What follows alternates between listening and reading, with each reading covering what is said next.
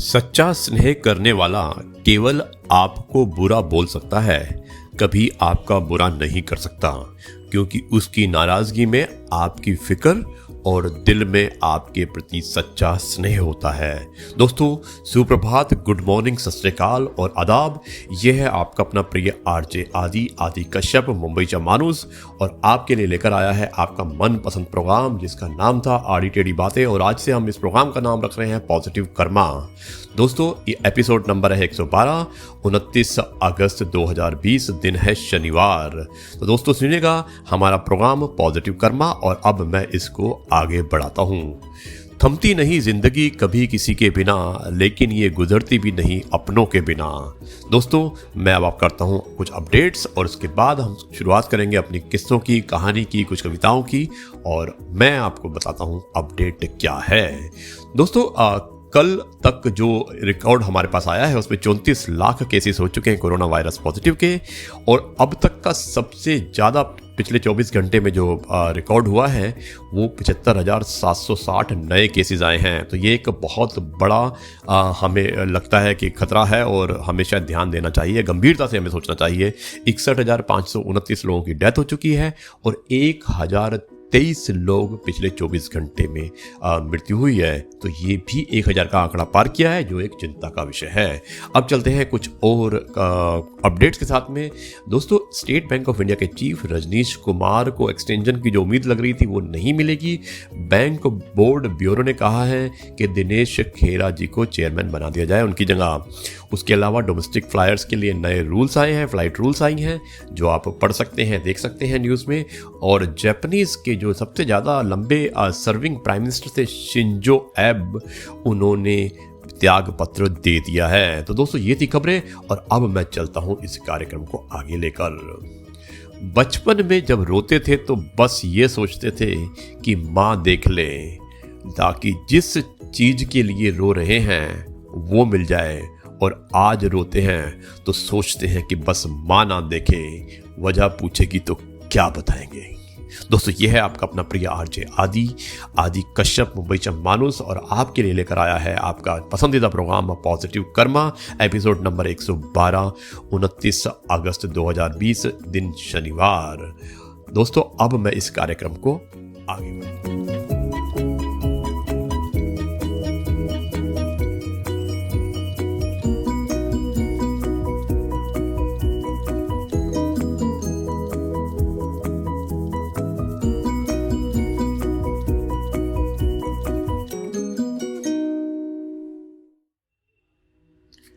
हमारी समस्या का समाधान सिर्फ हमारे पास है, दूसरों के पास तो सुझाव होते हैं।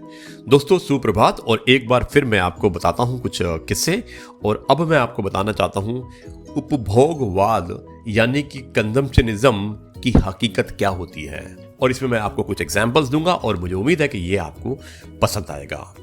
दोस्तों, एग्जाम्पल नंबर 1, सर में भयंकर दर्द था, सो अपने परिचित केमिस्ट के पास दुकान में गया और सर दर्द की गोली लेने के लिए रुका। दुकान पर नौकर था, उसने मुझे गोली का पत्ता दे दिया। तो उससे मैंने पूछा कि गोयल साहब कहाँ गए, यानी कि केमिस्ट कहाँ पर है। तो उसने कहा साहब के सर में दर्द हो रहा था, सो सामने वाली दुकान में कॉफी पीने गए हैं, अभी आते ही होंगे। मैंने अपने हाथ में लिए हुए उस दवाई के पत्ते को देखा और सिर्फ देखता ही रह गया।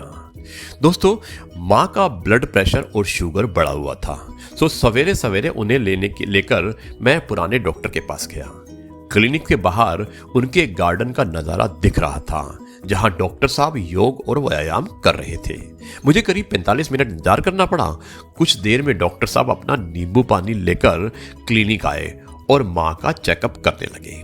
उन्होंने मम्मी से कहा आपकी दवाइयाँ बढ़ानी पड़ेंगी, और एक पर्चे पर करीब 5 या 6 दवाइयों के नाम लिख भी डाले। उन्होंने माँ को दवाइयाँ रेगुलर रूप से खाने की हिदायत भी दी।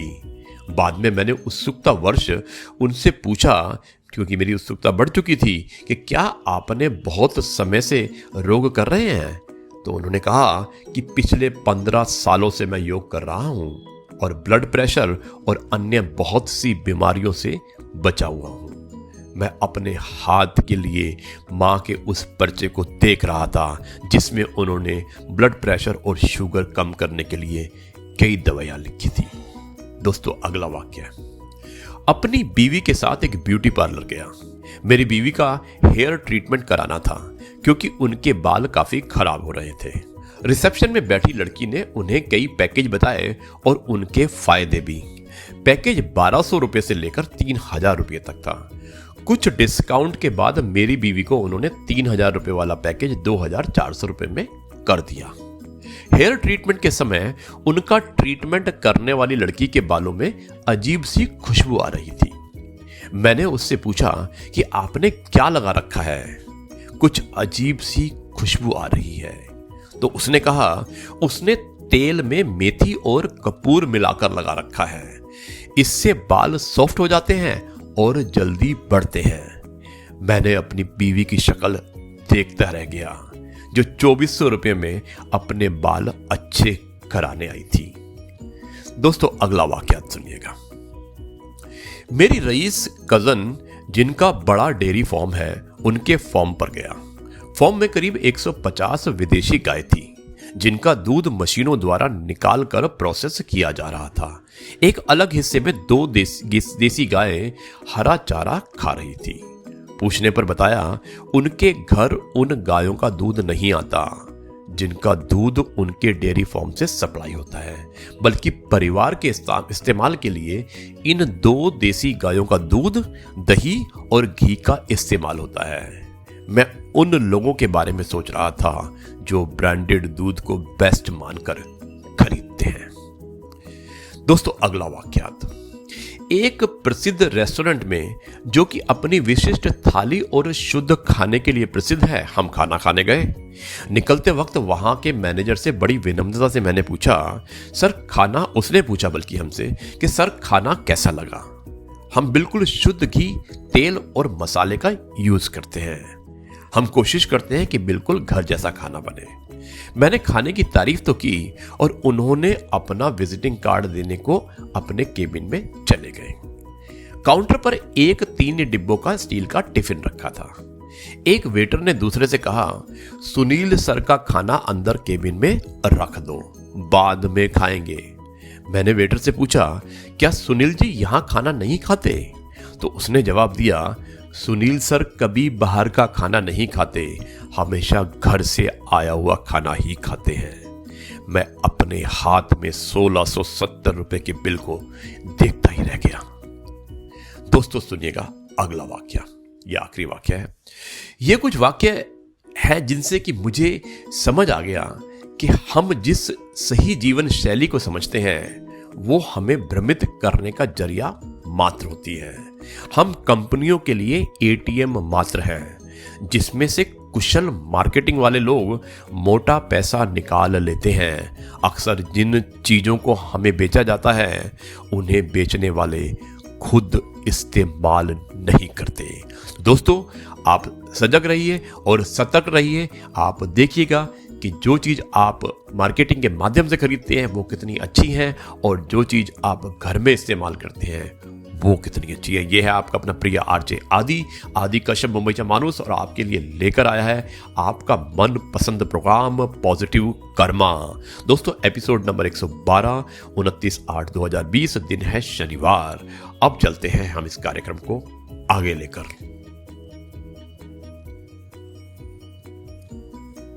दोस्तों, 3 नौजवान मित्र अमेरिका के होटल में ठहरे। उन्हें 75वें फ्लोर पर कमरा मिला। एक रात लेट हो गए तो रात के 12 बजे के बाद लिफ्ट बंद हो जाती है। तीनों सीढ़ियां चढ़ने लगे।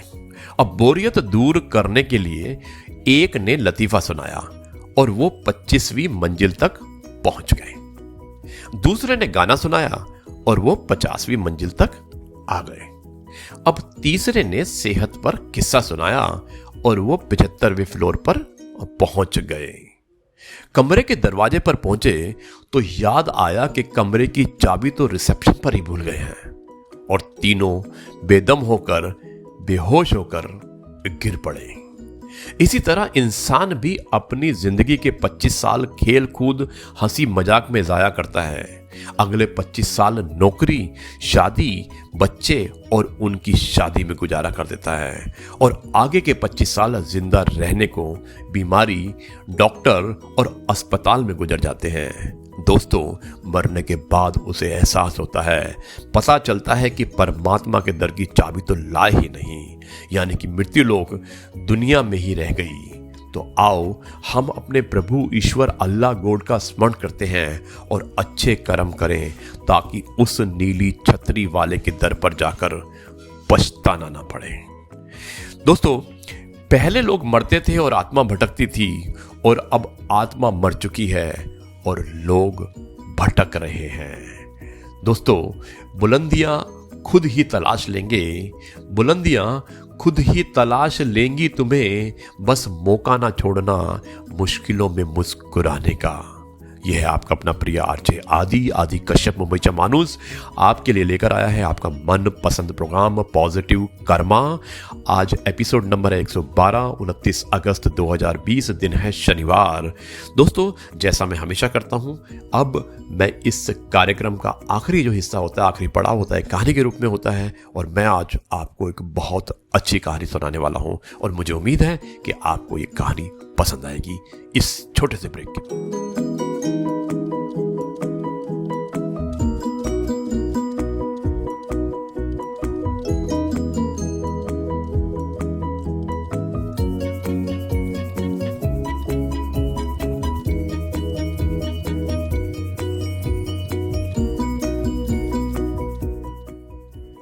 दोस्तों, एक बार फिर आपका अपना प्रिय आरजे आदि कश्यप मुंबईचा माणूस आपके लिए लेकर आया है आपका मनपसंद program positive karma, episode number 112, 29 अगस्त 2020, दिन है शनिवार। अब मैं आपको सुनाता हूँ कहानी और कहानी का शीर्षक है माँ की घर वापसी। मुझे उम्मीद है ये कहानी आपको पसंद आएगी। तो कहानी की शुरुआत कुछ इस तरह से होती है कि दुनिया का सबसे मुश्किल काम अपनों में अपनों को ढूंढना होता है। तो दोस्तों, अब करता हूं मैं इस कहानी की शुरुआत। आश्रम में मां का ध्यान रख सके इसलिए वहां के चौकीदार से दोस्ती कर ली थी और उसे कुछ पैसे भी दे दिए थे। चौकीदार के पूछने पर जज साहब ने चौकीदार को अपने दिल की बात आंखों में आंसुओं के साथ बता दी थी कि घर में पत्नी है जो मां के साथ बदतमीजी से पेश आती है और पत्नी के कहने पर दोनों बच्चों ने मां से बात करनी बंद कर दी है। मां को अकेलापन लगने लगा है और इन सब वजहों से दिन भर रोती रहती है, इसलिए उसे आश्रम छोड़ने के लिए आ गया। तो चौकीदार ने कहा, जज साहब, आपके सामने सारे सबूत थे, कौन सही और कौन गलत है, लेकिन अपनी ही मां के साथ न्याय नहीं कर पा रहे तो औरों के साथ क्या न्याय करेंगे आप। ये बात जज साहब के दिल को चुभ गई। चौकीदार की इतनी सी बात का इतना असर हुआ कि 2 रात जज साहब को नींद नहीं आई, 2 दिन से खाना भी नहीं खाया और कोर्ट में भी नहीं गए। ऐसा लग रहा था जैसे कि एक चौकीदार ने जज साहब की दुनिया को ही हिला दिया हो। तीसरे दिन जज साहब जब अपने रूम से बाहर आए तो पत्नी और बच्चे खाना लेकर इसी इंतजार में खड़े थे कि जज साहब कब खाना खाएंगे। अभी जज साहब ने एक कागज पत्नी को और 2 अलग अलग कागज अपने बच्चों के हाथ में थमा दिए। कागज की एक लाइन पड़ी तो पत्नी के हाथों में से थाली गिर गई। उस पर लिखा था कि मैं तुम्हें तलाक दे रहा हूं और बच्चों से कहा, आज से मेरी सारी प्रॉपर्टी आप दोनों की, मुझे कुछ नहीं चाहिए। बच्चों ने उन्हें जबरदस्ती कुर्सी पर बिठाया और हाथ जोड़कर पैरों में गिरकर इन सब का कारण पूछा तो आंखों में आंसुओं के सैलाब के साथ जज साहब बोले कि मैं मेरी 65 वर्ष की मां को आश्रम छोड़ के आया हूं, अनजान लोगों के भरोसे छोड़ के आया हूं उसे, और आप सब कारण पूछ रहे हो। हम लोगों को शर्म आनी चाहिए। रोज मेरे कोर्ट से आने के बाद मां रोती थी कि बेटा प्लीज मुझे वृद्धाश्रम में शिफ्ट कर दो। वो वृद्धाश्रम जाना चाहती थी। आप में से किसी ने भी मां से सीधे मुंह बात नहीं की और ये भी भूल गए कि जिस जज को आज पूरा शहर सलाम करता है, उसी जज को बनाने में उस मां का कितना बड़ा रोल था। कभी दूसरों के घरों में काम करने जाती थी, तब भी मुझे अकेले नहीं छोड़ती थी। ऐसी भगवान समान माँ को मैंने आश्रम में छोड़ दिया, और वो भी ऐसे लोगों के भरोसे जिन्हें ये तक नहीं पता कि माँ को क्या बीमारियां हैं। खुद को कोसते हुए जज साहब कहते हैं, दूसरों को फैसला सुनाने वाला जज आज खुद हार गया है। मैं जज नहीं बल्कि गुनहगार हूं, और मैंने जो गुनाह किया है वो शायद कानून तो माफ कर देगा, लेकिन ईश्वर के कोर्ट में वो कभी माफ नहीं होगा। ये कहते हुए जज साहब बोले कि अब मैं अपने पापों का प्रायश्चित करने जा रहा हूं। मैंने अपना सब कुछ आप लोगों को सौंप दिया है, और अब अपनी मां के साथ आश्रम में रहूंगा और उनकी सेवा करूंगा। पत्नी से जज साहब ने कहा कि याद रखना, आज तुमने उस मां को आश्रम भिजवाया है, तुम भी एक मां हो, कल तुम्हें भी कोई आश्रम भेजेगी, तब तुम्हें मेरे इन शब्दों का अर्थ सही मायने में समझ आएगा। ये बोलकर जज साहब आश्रम के लिए चल दिए। आधी रात को चौकीदार भी जज साहब को देखकर चौंक गया। आश्रम के अंदर दाखिल होते ही उसने देखा कि उनकी मां सो रही है। करीब जाकर देखा तो पूरे परिवार की तस्वीर से लिपटकर और रोते हुए मां सो गई थी। आश्रम का प्रशासन भी जाग गया, क्योंकि पीछे पीछे पत्नी और बच्चे भी आ गए थे। तभी आश्रम की एक कर्मचारी बोली, हम इन्हें आपको नहीं सौंप सकते, क्या पता कल आप इन्हें मार दें। यह सुनते ही जज साहब की पत्नी को दिल में बहुत दर्द हुआ, और वो बोल उठी कि मैडम जी, शायद हमारे हाथों बहुत बड़ा पाप हुआ है, हम मानते हैं, लेकिन अब हम इन्हें मारने नहीं, इन्हें एक नया जीवन देने आए हैं। आश्रम के सभी बुजुर्गों की आंखों में आंसू थे, सबके सब रो पड़े। खुशी के आंसुओं के साथ मां को घर ले आए, लेकिन वही आश्रम में अनेक आंखें ऐसी थी जो किसी ना किसी का इंतजार कर रही थी। दोस्तों, मां तेरा कर्ज मुझसे अदा क्या होगा, तू अगर नाराज है तो खुश मुझसे खुदा क्या होगा। दोस्तों, मुझे उम्मीद है कि आपको ये कहानी पसंद आई होगी, और आप अपनी राय मुझे लिख सकते हैं। यह है आपका अपना प्रिय आरजे आदि। अब इस कार्यक्रम को यहीं पर समाप्त करता है, और समाप्त करने से पहले कहता है कि जो कभी संघर्ष से परिचित नहीं होता, इतिहास गवाह है, वो कभी चर्चित नहीं होता। या मैं और कहना चाहता हूं आपको कि बहुत दर्द होता है उस वक्त जब हम अंधे की तरह किसी पर विश्वास करें और वो हमें महसूस करा दे कि हम वाकई में ही अंधे थे। दोस्तों, यह है आपका अपना प्रिय आरजे आदि कश्यप, मुंबईचा माणूस, और आपके लिए लेकर आया है आपका मनपसंद program positive karma, episode number 112। अब आपसे सभा समाप्त करने की आज्ञा चाहता है, और कल आपसे फिर मुलाकात होगी एक नए अपडेट के साथ, नए किस्से के साथ, नई कविता के साथ, और नई कहानी के साथ, और एक नई सोच के साथ।